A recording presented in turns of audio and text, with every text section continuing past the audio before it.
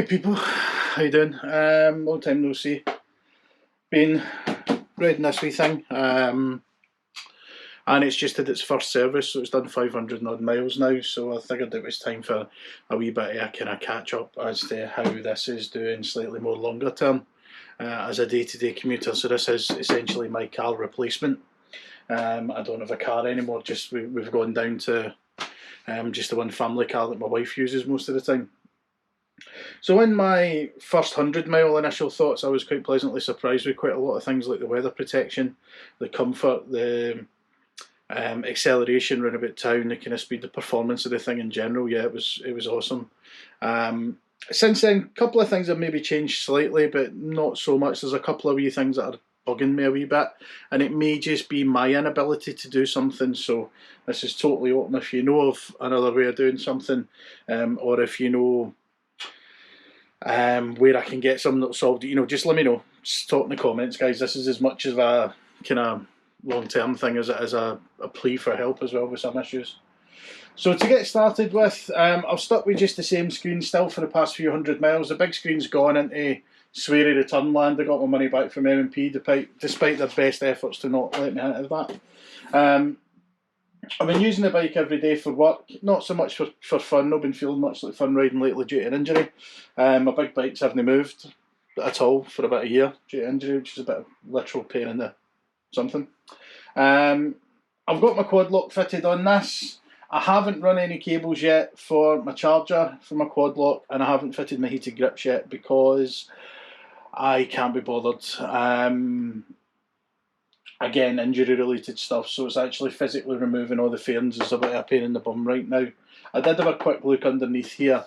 Underneath the dashboard there is an accessory socket connector, but it's not switched live. I don't know what it's for. A lot of Hondas historically always had a basically a 12 volt switch live under the dash that wasn't used.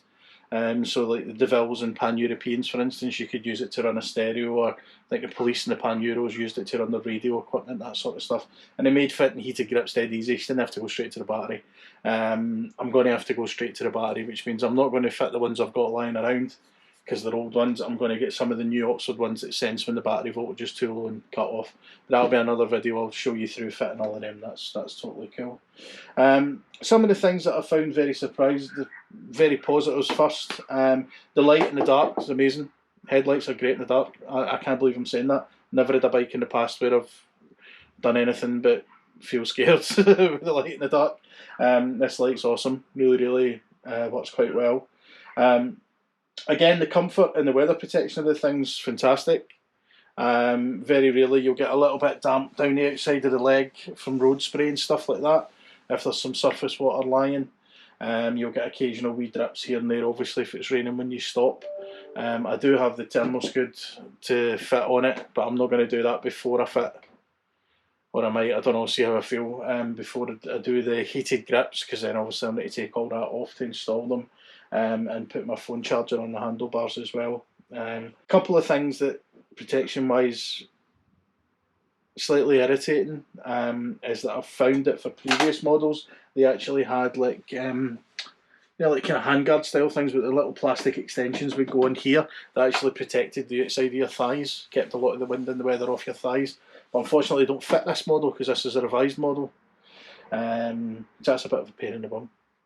Other positives though is just the general comfort. It's amazing, plenty of legroom to stretch out. Really comfy, incredibly nimble round about town. You can fit through any gap you can imagine on it, no bother at all. And the fuel economy's been fantastic. I'm averaging about 120 mile to a gallon without really trying. If I'm really trying, I can push it up to about 130. It's been great performance-wise that way. It's also one thing that I know a lot of the reviews of this before I bought this. I read and watched a lot of the reviews on YouTube and stuff, MCN and the different press, and they were all going on about the drum brake in the back. Brakes are great. Don't know what they're on about. Really don't. Back brake's absolutely fine. Front brake's brilliant. I've never managed to get ABS to kick in, even on wet, slippy, manky manhole covers on roads. Do you know what I mean? So I really don't know what they're talking about. I don't know where they're getting that from. Brakes are fantastic. The tyres are great as well. Factory fit tyres. These Michelin City grips are fantastic. They literally stick to the road like kit and shit to the carpet. There's just nothing really stopping them, which is awesome. Um, and yeah, the price of the servicing as well. So its first service cost me, what was the service plan? So it was £300 for 3 services, so £100 for the service. So yeah, happy enough with that. Took about an hour or so, oil change, etc. Once over, quick rinse down. I haven't washed it yet. Quite bad for that. I need to give it a good wash, and then get the ACF 50 out and get that slathered all over it as well for the winter. Stop the corrosion kicking in. So that's I'm going to leave the positives there, yeah. And that's even with me. I'm a huge guy. I'm a big guy. I'm really overweight, and it still pulls fine. It'll sit at 60 mile an hour, easy enough if you need it to. A little bit faster if you really push it. I think I had 68 at the max one time downhill behind a van, tailwinding things, as 125 stories go. But yeah, that's been awesome. Which leads me on to obviously there is going to be some downsides to it. Downsides wise, I wish it just had that tiny wee bit more performance, that tiny wee bit extra power, just to make that cruise at 60 slightly more comfortable. But that's a personal thing. That's just me. The mirrors are good.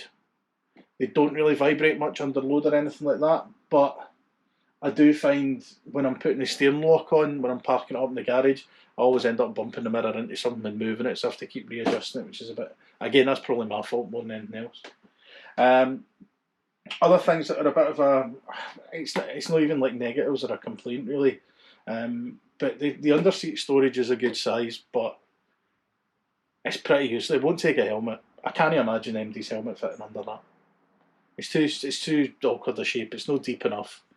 If you look at a Forza, if you manage to ever have a look at a Forza underseat storage, that's how you do it, man. You know how to do it, Honda. Do it. Hence the top box. So I mean that top box I've got is great. That's takes everything. I've never had anything not been able to fit in that. But yeah, I mean it is good that way. Again, fitting the top box dead easy. See previous video for that too. Couple of screws, couple of bolts, top box on. Job's a good one, no hassle. I love how quiet it is. I love my big bikes to be noisy, but I like my scooter to be quiet. Although sometimes I think in traffic, especially if you're filtering, it's maybe a bit too quiet. It's maybe taking folk by surprise. I don't know. But I do like how quiet it is. But at the same time, I don't like it. What's that called again? Ambiguous. Yes, quite ambiguous about that one. The positioning of things, the buttons, etc. Yep, all good. The one thing that kind of annoys me is it not running on the side stand, but then I understand why it doesn't run on the side stand. I can always take the switch out the equation if I want to. So yeah, that's that. So far, not really get much of an issues with it at all. We'll need to wait and see how it goes. I'll do another update after a few hundred with the thermal screw on, and we'll see how that goes protection wise. Because it is only really your legs that get battered in the scooter, because you've got a decent jacket on anyway. By the time you waterproof jacket up, decent pair of gloves and that, you're jamming, I'm only gone 6 miles or so it's not that big a deal. We'll see what the thermal screws like to be fitted when it arrives. In fact, no, it's here already. When I get round to fitting it, we'll see what it's like to be fitted. Oh, that's the other thing. Fuel-wise, actually refuelling the bloody thing. I've only done it, admittedly, 4 times since I've owned it, but I wish the fuel tank was slightly bigger. But that's just me being lazy and not want to go to the petrol station. And I would love it if they would figure out a way of being able to fill it without the risk of overflowing the fuel filler pipe and the petrol going everywhere. And this is just a common scooter thing. Now, again, I don't know if that's me being heavy-handed or not, but it feels like it's not me, if you know what I mean. It's quite, I don't know if it's a location or angles or what, I don't know. We'll need to see how that goes from there. And the one other thing I wish they had done was, I wish there was a way of routing your charging cable from the glove box where the USB-C charger is, which is really useful, to your handlebar mount without having to. I wish there was like a little, inside the glove box was a little pop-out bit of plastic or something you could run your cable through. I don't want to go drilling holes in it, because it's just I noticed that fair enough to do it properly. And then you could just run your cable up just there whenever you needed it, which would be so much easier. As it stands, I've got my quad lock charger that I'm going to fit on it, but again, that needs hooked up to the battery, so we'll just need to see how that one goes for there. But yeah, still overwhelmingly positive. Alright, any comments, questions, suggestions, queries, whatever, man, give us a shout in the comments. I'll catch you later.